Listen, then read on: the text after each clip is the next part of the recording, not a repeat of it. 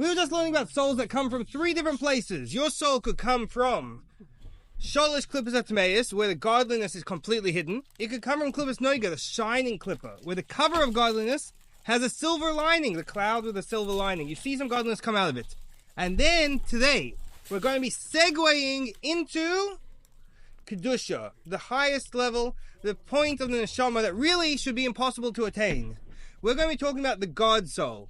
A whole different soul, as opposed to the animal soul, that some people, the animal soul is attached to the 3 impure klippas, and some people it's attached to the klippas noiga, which really, that's by people, that's by animals, that's by stones, that's by plants.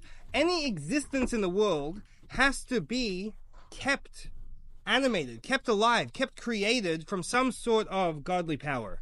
Whether it's a power that's so hidden that it's called Shalosh Klippas Atmeis, that would be like a person who's like a terrorist, or an animal that's deemed unkosher, so the godliness in it can't be revealed, or a plant. Can someone give me an example of a plant that would be from the 3 impure klippas? Very good. The Alter Rebbe says in Tanya, if you have that's also a good example. If you have a esrog that grew on a tree in its first 3 years, the Torah says for the first 3 years, you can't touch the fruit. So, if you go use that for a mitzvah, it's no good, because it comes from the 3 impure klippas. And what about a mineral, a rock, or a metal? Such a thing could come from the 3 impure klippas if it's used as a idol. For example, if you make gold into an idol. Wow, if you make gold, some people, their idol is gold itself.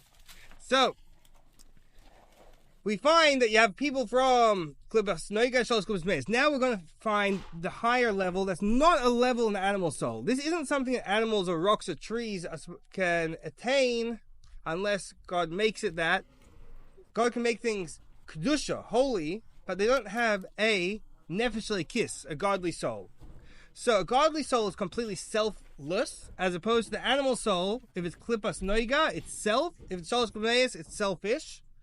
And then you have the godly soul. We have to have a bit of an introduction to the godly soul because it's such a foreign concept. It's the idea that you can have, it's called godly because it's part of God. The Alter Rebbe is about to say, we're going to learn tomorrow. How is it possible to have a part of God inside a person? It doesn't make any sense. Also, how is it possible for a person to be selfless? Can you really? A human being? People are supposed to be a race that survives and taking care of themselves.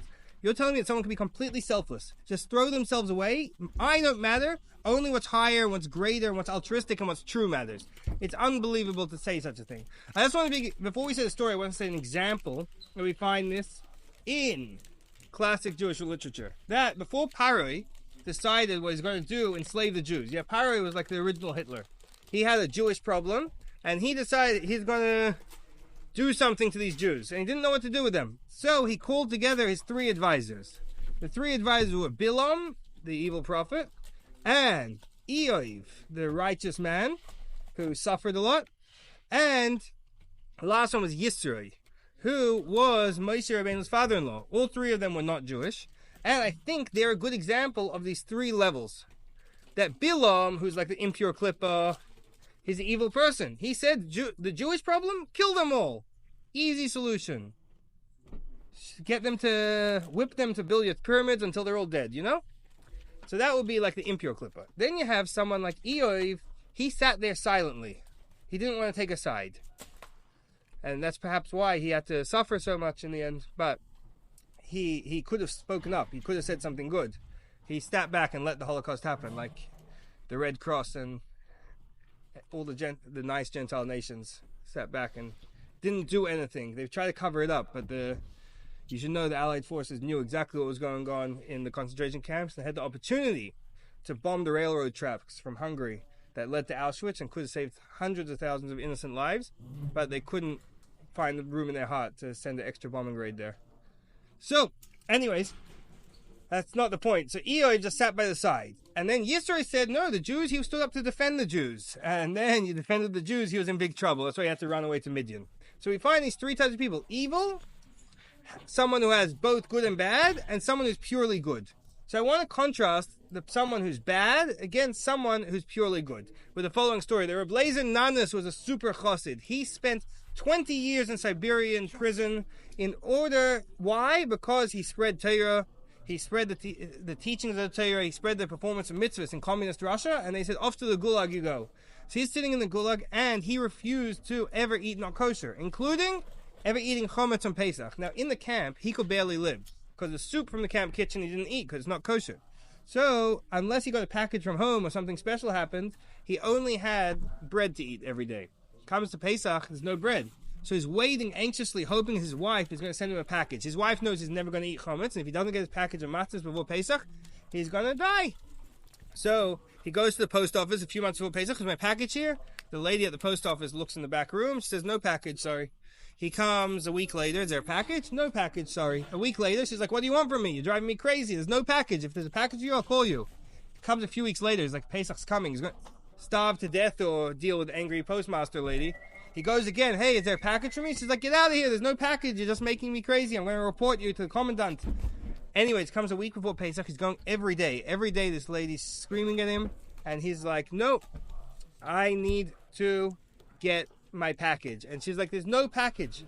Comes the day before Pesach, he doesn't know what to do, goes again, no package. Comes the night of Pesach, he gathers together 2 other Jews in camp, and he pulls out from a little bag, matzahs. And they're like, wow, amazing matzahs. Who would have thought? In the camp, Blazer managed to get his hands on some matzahs. They sit down, they have a Pesach Seder. Each of them eat the 3 matzahs each that you're supposed to. And they didn't have any wine, but they used tea instead. And he writes something very interesting. He writes, Morer, we had more than enough. Bitter herbs, we had enough bitterness. We had that all over. So, then the next day, there comes the second Seder. So everyone gets together, they're Blazer and these 2 Jews, and he's like, okay, let's start the Seder, let's make some tea for the 4 cups. And they're like, okay, Blazer, pull out some matzahs. He's like, I don't have any matzahs left. They're like, wait, what? He's like, yeah, I don't have any matzahs. They're like, don't you have more matzahs in your package? He's like, I didn't get the package this year. This year, what happened was, the package didn't come. He's like, what was with the matzahs? So Blazer says, I kept those as an emergency stash from last year. In case this year my package wouldn't come, every year I keep some emergency matzahs for a full year, stashed away. So they look around and they say, oh my gosh, Blazer, you know we are not so religious. We're going to eat chometz, but you're not going to eat chometz. What are you going to do? You're going to die of starvation. Okay, we'll continue tomorrow. Blazer Nanas was in prison. And in prison over there, it was a second day of Pesach. First day of Pesach, he ate the matzahs. Second day of Pesach, he didn't have any matzahs left.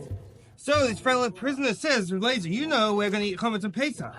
But you're not going to eat any chometz. How can you give us all your matzahs?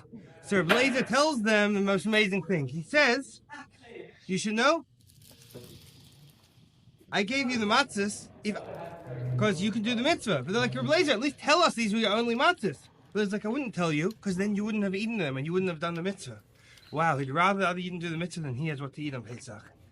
So it comes the next day, these guys were very upset at him. They're very upset. They knew there's a good chance he could die out of this. Next day, he doesn't eat anything. Drinks tea, drinks water, doesn't eat anything. The day after that, he's still not eating anything. News starts to get around the prison that he's not eating. Some people are amazed that someone is ready to sacrifice his life for his religion. Some people scoffed at him, some people laughed at him.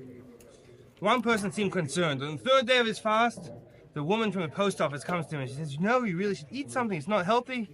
The Blazer, who was very weak, wasn't interested in speaking to her. The next day she comes, the Blazer was stuck in bed. He hadn't eaten in 4 days. And she says, look, I made for you fresh rolls at home. It's delicious. Fresh rolls. Who in a Russian prison gets fresh white bread rolls? The smell was enticing him, so he said, go away, get it away from me. The next day, he was already he'd been fasting from the 2nd day of Pesach. He's ready the 6th day of Pesach, he's still fasting. The 7th day, each day, the lady from the post office is coming to him, begging him to eat something. The doctor of the camp, on the last day of Pesach, harshest Pesach, said we have to force feed him. They took some porridge. He was lying in bed. Couldn't eat anything. They tried to shove a spoonful of porridge in his mouth. He clenched his mouth closed. When it was getting later in the day, harshest Pesach, he fell unconscious. He hadn't eaten since the first night of Pesach. When he woke up, he saw the doctor standing right on top of him. She had a syringe from an injection she just gave him. And when he opened his eyes, she shouted, now he's going to live. The doctor genuinely thought he wasn't going to make it. He opened his eyes, now he's going to live. His Jewish friend told him it's already nightfall outside. so you have to eat something. And he let him eat it. He couldn't eat any solids. So they had to soak some, they called it bukaras. It's these like hard wafers. They call it tack in English, I think. And it's hard wafers, they had to soak it in water so it was soft enough for him to be able to digest it. So he went the whole Pesach without eating. Now, after Pesach, he slowly got his strength back. And one day he had a friend who was in a very privileged position. He was a professional, so he was allowed to live outside of camp, and he had certain things he was allowed to do that most prisoners couldn't. And he came to Blazer, he told him, Blazer, I've got news for you. I found out that there's a package in the back of the mail room with your name on it. And it's been sitting there for a long, long time. So Blazer went straight to the commandant of the camp. He said, I have a complaint to make. My package has been stolen. He's like, what do you mean? No one steals anything here. Here, everything's orderly, under control. He tells him the whole story. So the commandant orders the postmaster. He calls this lady who works at the post office and says, if there's any packages for this man, bring it here right away. This lady's trembling. The first time, you can imagine getting called in by a Russian commandant. She brings the package. The commandant says, open the package. There on the table, in front of the commandant and her Blazer. And this lady, the postmaster, she opens a package. Inside are a pack of matzahs, sugar, there's butter, which has gone green and blue and smells because it's spoiled because it's been sitting there for months. And there's other supplies. So the commandant says, what's going on here? You're stealing people's packages? Just then, the commander of the whole camp district walked in because he was supposed to have a meeting with the commandant of the camp. And he's like, what's going on here? Now says to the commandant of the camp, your office became a post office? Now the lady's terrified because now the commandant of the camp and of the whole district is going to find out that she's corrupt. So she turns around and she says, please have some mercy on me when they find out the whole story.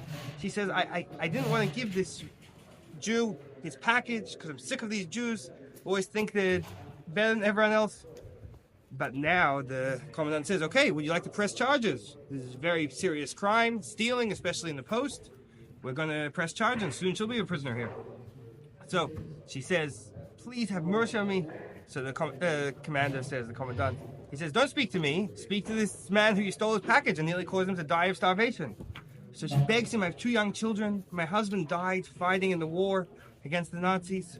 Please have some mercy on me. So your Blazer says, I'll agree to that on condition that you promise never to harm another Jew, never to do bad to another.